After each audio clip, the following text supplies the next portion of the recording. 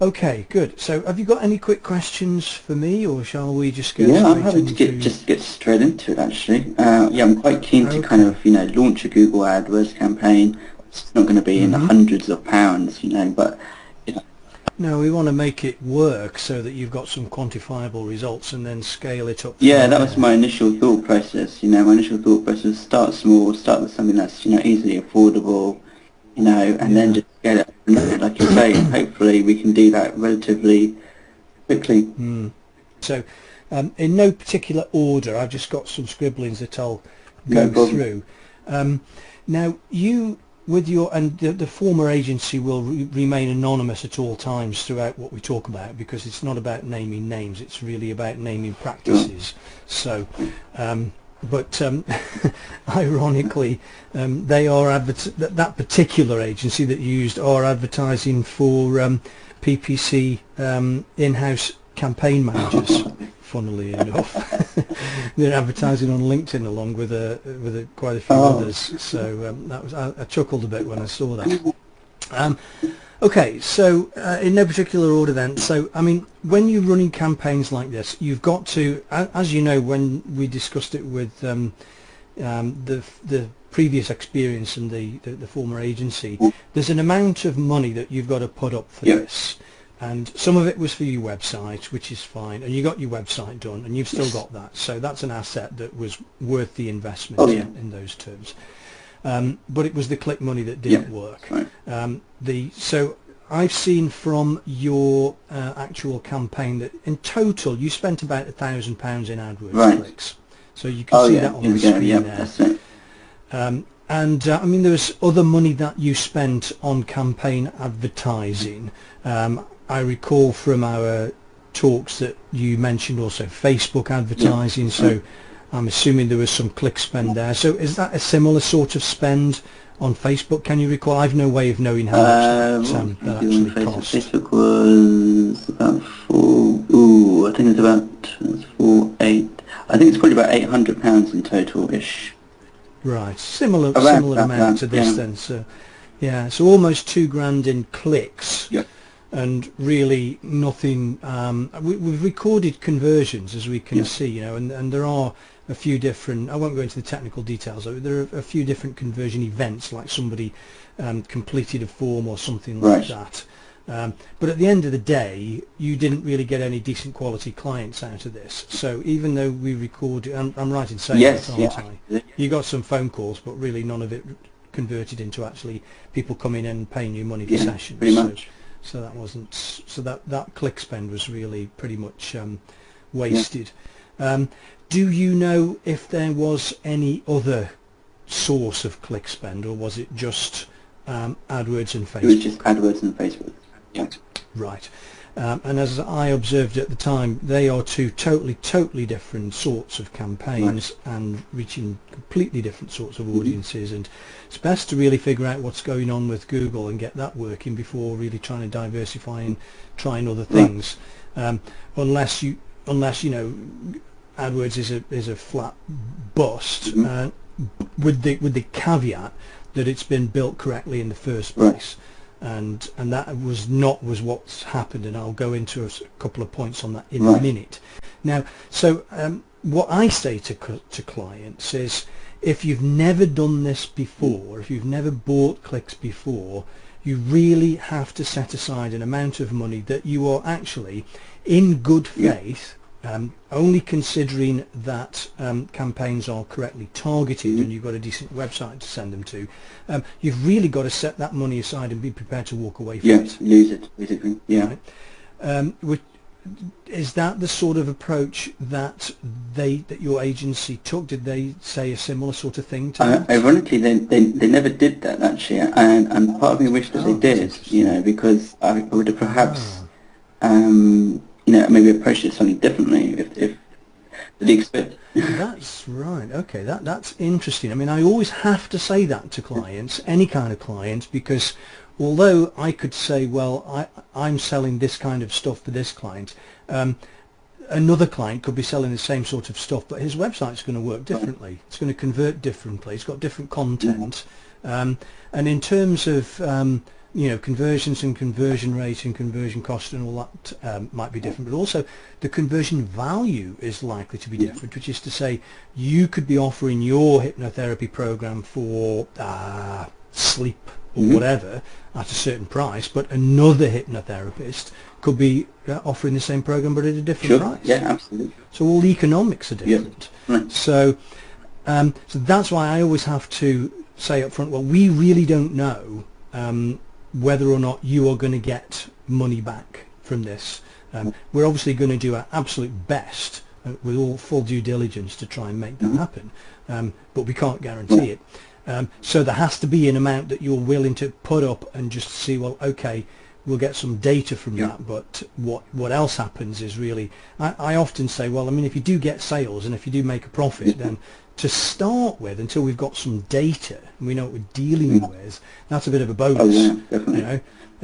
It might be that we strike lucky, early on, but we just don't know till we try it. So okay, so they didn't say put some up, we'll spend this amount in total and we'll see what happens. They were just ready to just keep on going month by month. Is that right? They were pretty much ready to go in, month by month. I mean, they said that it takes time. They said, I think it's about a month to analyse the data, see the results, and then go on from there, really. Yeah. Well, I mean, you bought for that close on £1,000 in Adwords, as you can see on the screen here. We got 800 clicks. Right. So you got 800 visitors that you would never have had before, and that's a nice big number. But again, being down to earth about it, what does it really mean in terms of how many clients did you get out of it? Because that's the workflow, that's the sales process. Is we buy clicks, we get visitors, we then get something happening. We get a phone call, or we get a form submission, or we get something or other. And then we agree to for somebody to come in for we discuss. Well, they've seen prices on the site presumably, or you discuss it, and they know what they're letting themselves in for, and they go ahead and they make a booking and they pay and they come in and they get the thing. But that part of it didn't happen, so that's not so good. Okay, so all right, so they didn't really kind of prepare you for the fact that there was going to be money that you needed to spend and it would happen. Then they would stop at a certain point. I get the feeling that they would have just kept on going. Pretty much. I mean, if you'd the let concept them. was actually the thought process was, what I should say, was that we would keep on spending that amount of money until, well, I mean, just unfortunately I ran out of money. I didn't want to carry on, and they were sort of angling around the 6-month mark, to see any tangible results.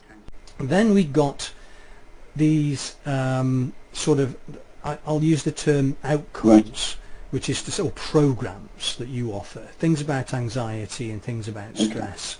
And there's a whole bunch of programs that you offer on your site, because I've seen them.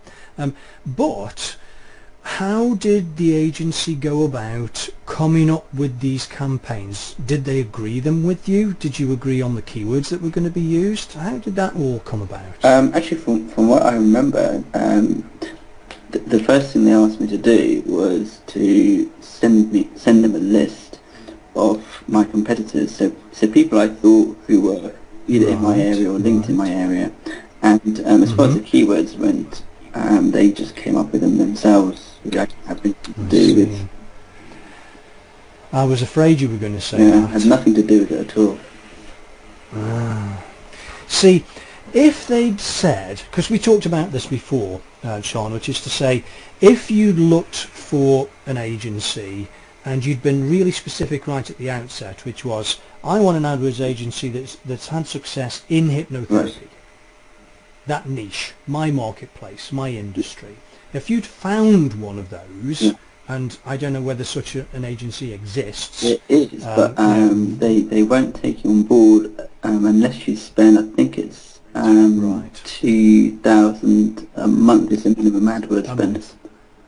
Yeah, this is I'm glad we sort of raised that point, because that's very often the case, is that an agency, agencies typically have got staff and premises, they're traditional businesses, and they've got payroll and they've got overheads and all of that, so they've obviously got to have the right level of income coming in. So a lot of them will say, you've got to be spending this amount of money, we've got to be able to bill you this amount of money, otherwise it's just not cost effective for us. Yep. So it's understandable that that's the case. Yep. And ironically enough, though, if you'd found an agency that specialised in hypnotherapy, but they said, give us £2,000, you've got to spend £2,000 a month with Google, and then you've got to pay us, whatever. Oh, I see. More on top of that as well, yeah. That might have worked, funnily enough, if you'd found an agency that actually really did specialise in hypnotherapy and had got hypnotherapy case studies and clients and whatnot. You might have said, well, heck, you've made it work for these guys, so there's a very good chance then of making it work for me. So that sounds like it's a more amount of money than I wanted to, or faster, but it could have been a positive ROI, positive return on investment. But hey, that didn't happen. So, but the point is, if an agency doesn't specialise in your industry, then they've got to figure out the right keywords, and they don't know your industry by their own admission. That's it. So how do they know the right keywords to use in this scenario? Likely they may have a reasonable idea, and they can dig these keywords out just like I can, but really it's got to be, at least to start with, because I always tell clients, well, if I'm at the beginning of this and I'm in a bit of a learning curve situation, then I'm going to ask you a lot of questions to start with, but over time I'm trying to make those questions go away, because I'm trying to take that away from you. I'm trying to be your campaign manager and give you less and less and less work to do with this, and I'm trying to do more and more and more and make all the decisions for you.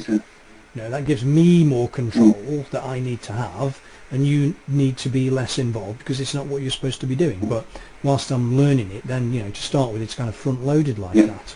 So okay, but they didn't do that. Okay, which doesn't terribly surprise me. Did they also give you any sample ads to look at and say, yes, I like that. That tells the story that I want to tell, to people looking for me, or did they again just build ads that they thought were okay? Yeah, they literally took control of the whole process. As far as creating ads was, concerned, they created it themselves. Okay. Now it could be slightly less of an issue in ad terms, in that if you've got a decent landing page, you can see my screen here. Yeah. They've written some ads, and they do what they should have done, and they've done what I would have done, which is to reverse engineer your landing page. What does your landing page say? So it will say these kinds of things: hypnotherapy, confidential, relaxing sessions, QCHP qualified, face to face.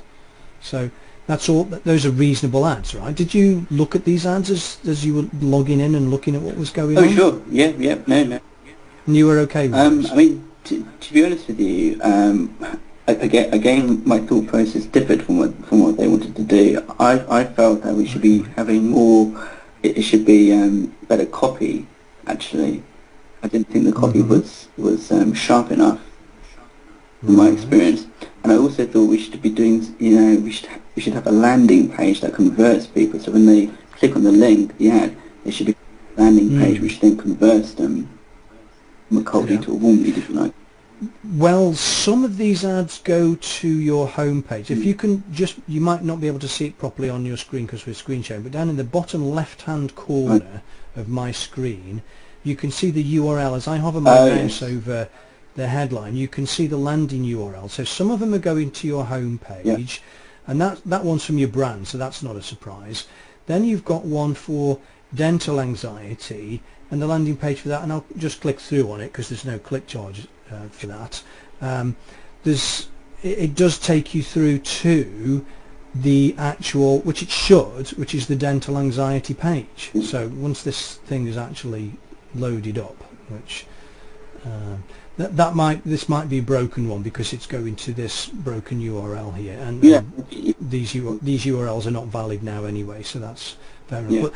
But the point I'm making is that they are they were at the time bringing people through to, you know, a targeted landing page which was for that particular program. So they were doing that part of it. Yes. Yeah.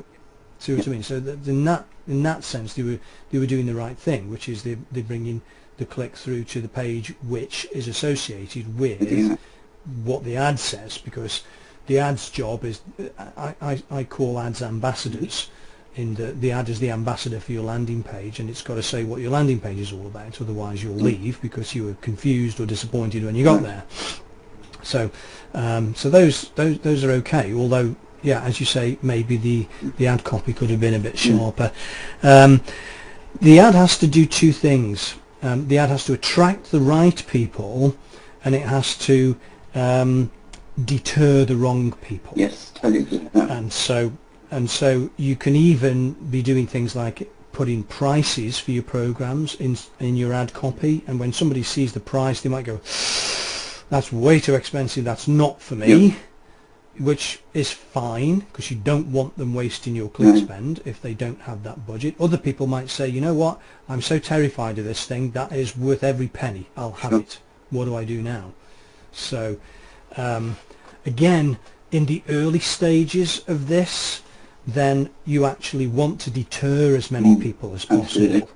And that comes down to both the ad copy and the choice of keywords, and I'll get to those in just 1 second. Now, amongst all the programs that you offer, let me just take you into the anxiety campaign. They have created some ad groups which are themes of keywords around particular sorts of things to do with anxiety. So health, sleep, social anxiety, those kinds of things.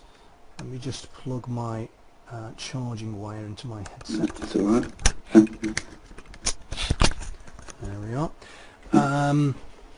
Now, because you had no input in the situation of choosing the keywords, again, they just clustered these things into what they thought were, you know, reasonable chunks. Wedding anxiety and stuff like this. Now, because you've got a range of landing pages with different programs on them, and some of those things will have different price points and so forth, some of your programs are going to be more popular than others, I would guess. Yes, that would make sense. So again, really, to start with, right at the outset, we want to target this thing where we've got the absolute best possible chance of success, and with your most popular program. Right. So again, what's happened here is a thing which again is pretty common. It's what I call premature scale. Right.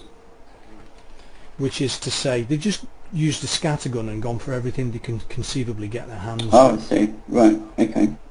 Yeah. So it's spread about all over the place, and the worst thing about this campaign, and this is the campaign that I think has spent the most money, and this is where we're going to actually get into a bit more of the technical detail, although I won't go too deep into that, which is to say, yeah, this campaign about anxiety was the most expensive. It spent 60% of the budget.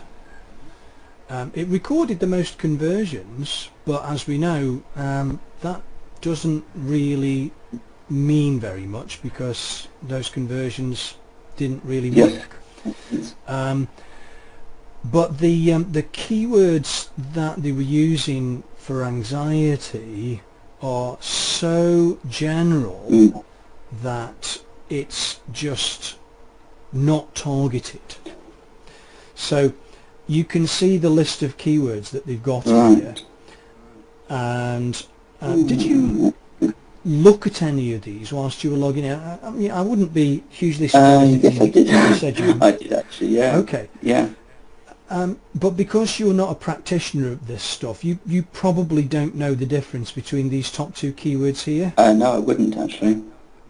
Okay, they look as though they're the same. Right, yes, they do. But they are radically different.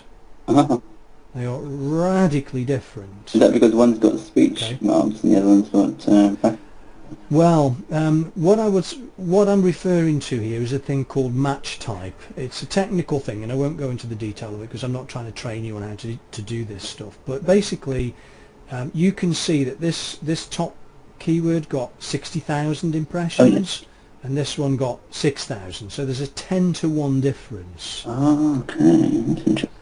And in terms of cost, it's almost 10-to-1 Oh, it as is, well, not yes. quite as much. Yeah. But you know, a huge amount of money was spent on that. Now, this is what's called a phrase match, which is to say, people are using that term, but they're also saying something like free anxiety cure, or free anxiety course, or course for free on anxiety, or what is anxiety, or how do you cure anxiety, and all of those kinds of things. Beginning to make a lot of sense now. Yeah, and the anxiety word here with the square brackets around it is what's called an exact match, which means that these people typed in the word anxiety and nothing else. Which again is it's too general. It is, yeah. You know, anxiety, you know, well, there's all sorts of things about anxiety. And I'm going to show you some. Did they at any time sort of take you into this and go through it? No, they didn't actually. No. Right, okay.